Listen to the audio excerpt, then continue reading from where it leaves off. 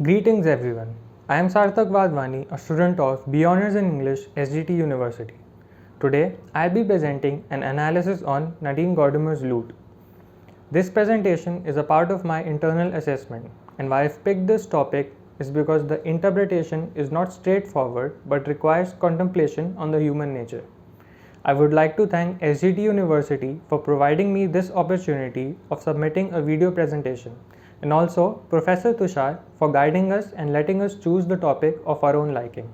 Before we get to the text, there is some context we should be aware of. The first concept is post-colonial literature, which is any work that deals with the issue of colonization and the responses of the colonies during and after it. Colonization refers to the capturing and manipulation of cultures and the establishment of colonies throughout the world, including places in the Caribbean, South America, Africa, and Asia by powerful European empires like the British Empire. Literature was an important tool for the colonists through which they stereotyped the native people and their cultures. They imposed these views throughout the world and on the natives themselves.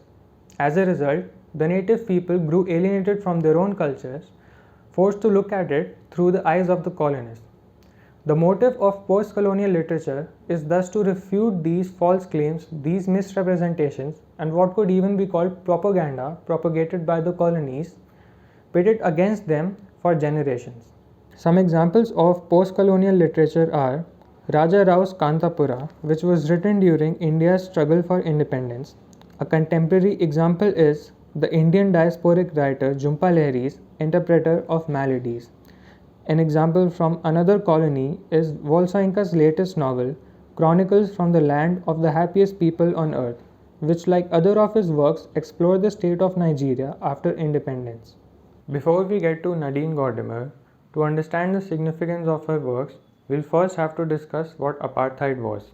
Apartheid was a policy in South Africa which institutionalized racial oppression, limiting education, job opportunities, resources, and amenities for the black and colored population, which formed the majority of the nation. It stayed in effect from 1948 to 1994.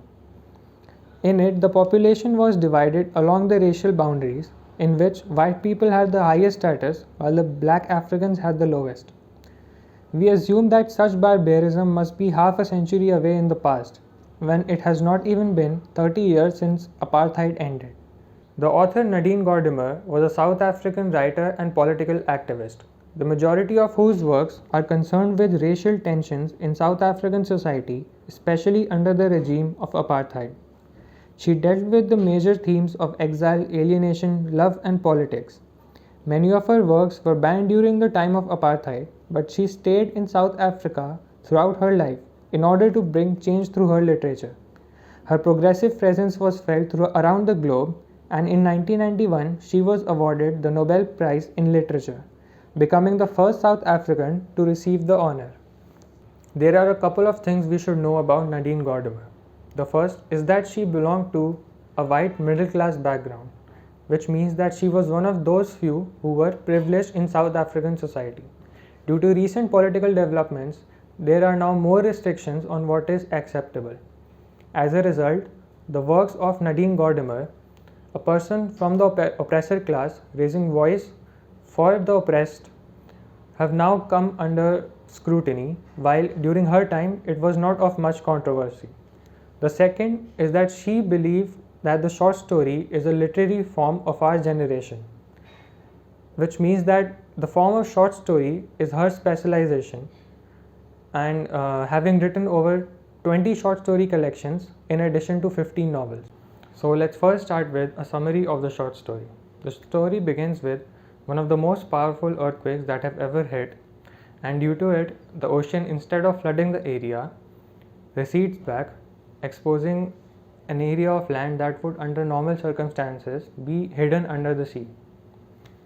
So on this exposed land is revealed a strange mix of things like wrecked ships, facades of houses, ballroom candelabra, toilet bowl, pirate chest, TV screen, mail coach, aircraft fuselage. We get the idea. These things have no chronological order to them. Things from the ancient past are now mixed with things from the present, and they are not categorized according to the value they hold for humans or whatever purpose they serve. Like the toilet bowl is mentioned right next to pirate chest. So now the people who have their houses toppled over by this catastrophe have now come to this land to loot it, and they forget their tragedies and what they have lost, all of their possessions, while looting. They take anything they can get their hands on. And during all this looting, amongst them is a man, a rich old man who lives a secluded life. And unlike these people, he is looking for only one thing, and he takes nothing else. When he finds this one thing, which could be a mirror, since it is followed by a question mark, so it's not directly mentioned, it's not clear what it is. So he takes this thing that he has wanted all of his life and turns back to take it with him, but the ocean comes back and engulfs the man himself and many around him in a wave, and they all face their demise.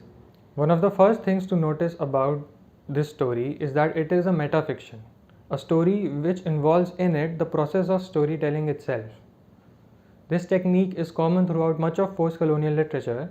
Some prominent examples are Salman Rushdie's Midnight's Children, Derek Walcott's Pantomime, and Raja Rao's Kantapura. This practice of drawing the reader's attention to the process of storytelling itself serves two purposes in post-colonial literature. The first is to make the reader aware of how subjective the process of storytelling is, how the author's experiences and the ideologies that have influenced him affect what stories he tells and how he tells them. This especially combats the colonist's tendency to promote his views and establish their views as universal and as fact throughout the world. The second purpose is to pay homage to the culture of oral literature, of storytelling, which is important to many of the native cultures and was prevalent prior to European invasion. Since the introduction of written literature, the art of storytelling has been in decline in these cultures. Coming to the story told, one thing that is made obvious is the division in society. On one hand, we have the poor masses who have their houses toppled over and their possessions destroyed by the disaster.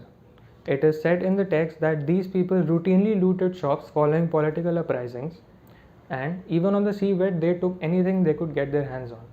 This means that these people could not leave an opportunity to loot. On the other hand, we have a rich old man who stays secluded from the bustle of the city in a well-appointed villa in the Maritime Hills. Now he has been unaffected by this disaster and is surrounded by abundance. He possesses a lot of objects of desire, and unlike these people, he only wants just the one thing and takes nothing else during the loot.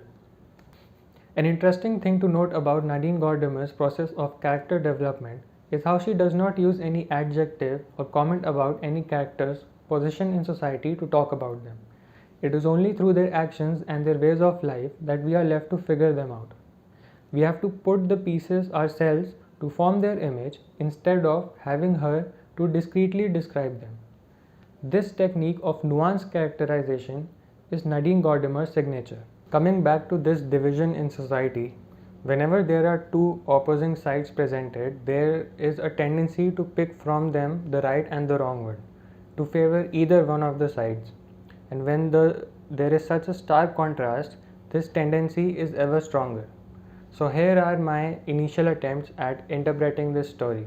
In my first attempt, the story takes a stand against stereotyping.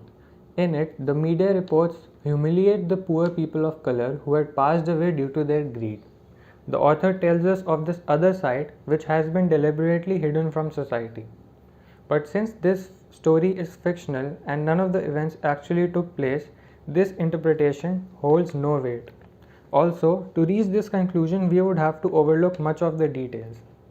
In the second attempt, the story opposes greed in how the white man seeking self-realization is in the right, whereas the poor people of color, because of their blind greed, stand in the wrong.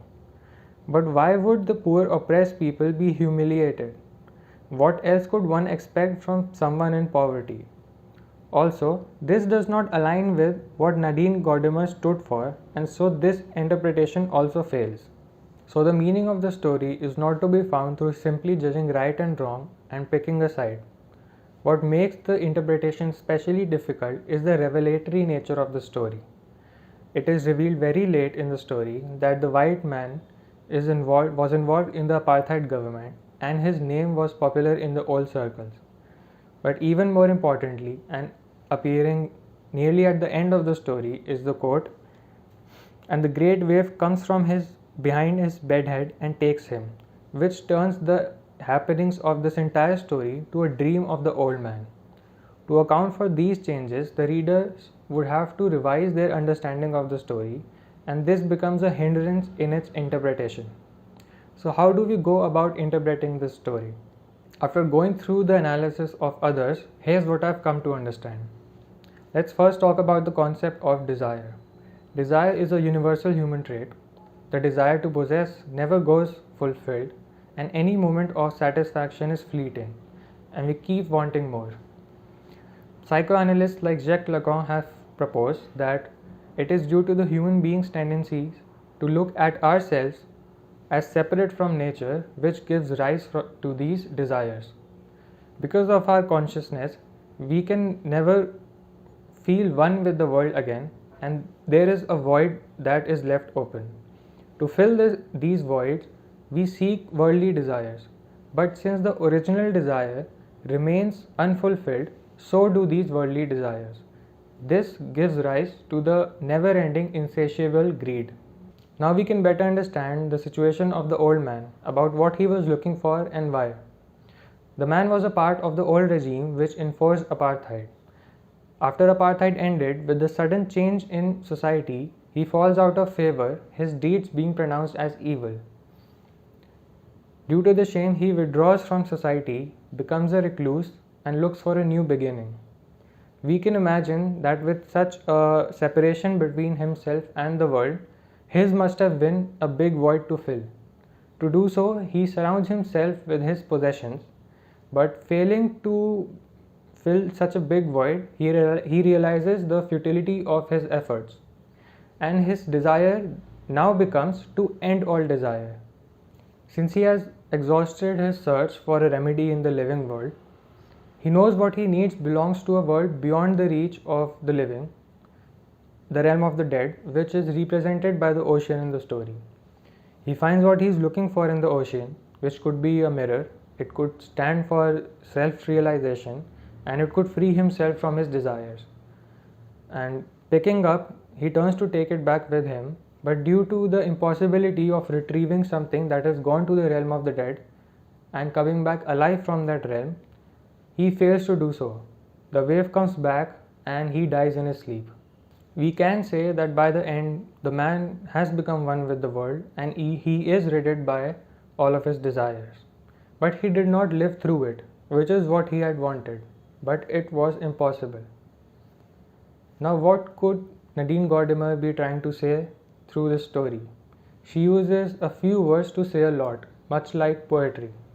Here are the messages, the morals that she may be trying to impart through this story. That it is impossible to escape the social sphere of duties and responsibilities that we are bound to. There is no purpose, no meaning to life outside of this sphere for us, and that the nature of greed and desire is such that it follows tragedies. It flourishes when the collective consciousness of people is lost and people look out only for themselves. So I'll conclude this presentation by discussing the themes of the short story. The first is shame and willful ignorance. So with the change brought upon society by the ending of the apartheid, the man finds himself out of favor. So due to his shame, instead of repenting and seeking for forgiveness, he instead flees society. This matches the government's practice of dumping the bodies of political prisoners and rebels in the ocean during apartheid in an attempt to hide their deeds and their past from the world. This brings us to greed, how it follows tragedy and thrives in the absence of a collective consciousness.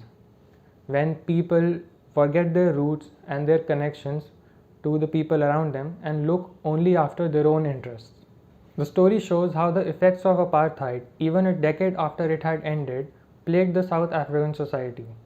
How the rich old white man could afford so much, he could afford to turn his back from society where many still suffered from poverty. This parallels the post colonial situation where many former colonies are still developing nations while the colonizers and their settler states are more powerful and still have the upper hand in terms of economy and quality of life. This marks the end of the presentation. I have put the links to the analysis which have helped me to interpret this story in the description. I hope this presentation has been of some help to you. Thank you.